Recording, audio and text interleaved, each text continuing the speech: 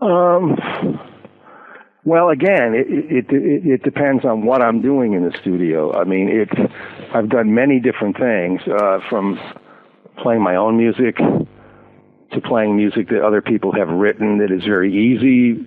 Sometimes I play other people's music that's very hard.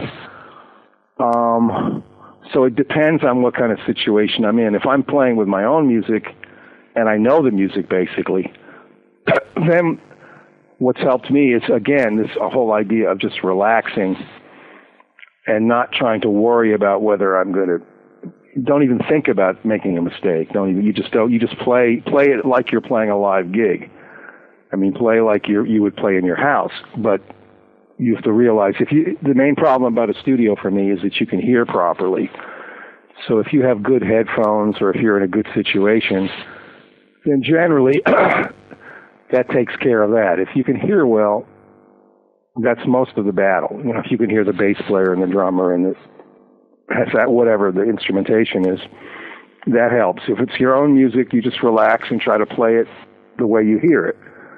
If you're playing other people's music, then of course the concentration level becomes different. And I think concentration is the biggest key. I mean, to be able to concentrate on the written part and make sure you don't get lost, make sure you're in the right place, make sure you're playing the right notes, make sure you're improvising in the right sections.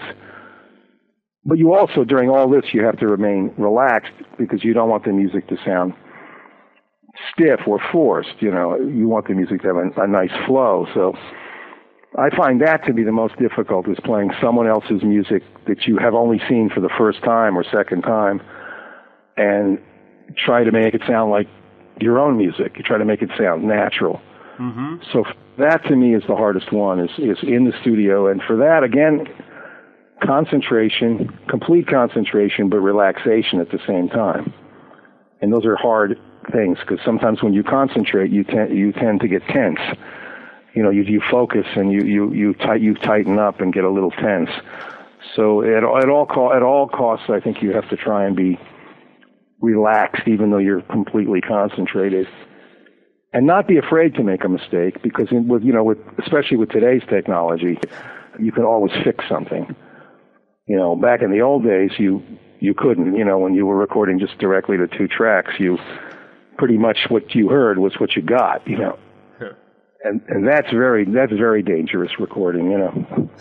But that's the way people did it in the old days, you know, in the 30s and 40s. We didn't overdub things. We didn't have Pro Tools. We didn't have all this cool stuff we have now. So we had to kind of like play it the first time or second time. You know, you wouldn't punch in or do an overdub. You would do another take of the whole song with everybody.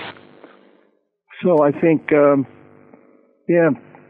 relaxation, concentration, and then of course it's just the experience of being in a studio. You know, like if you have never done it, the first few times you do it, it's going to feel a little strange because it's not like playing in your living room or in a club. I mean, you wear these headphones, you have to be able to hear properly.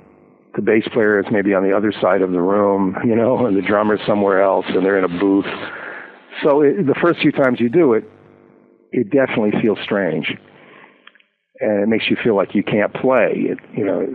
But when you get used to it, and if the sound is good in the headphones, in most studios nowadays, they're much better than they used to be. So once you get used to this idea of being separated but playing together, you can relax and just go about your business, you know.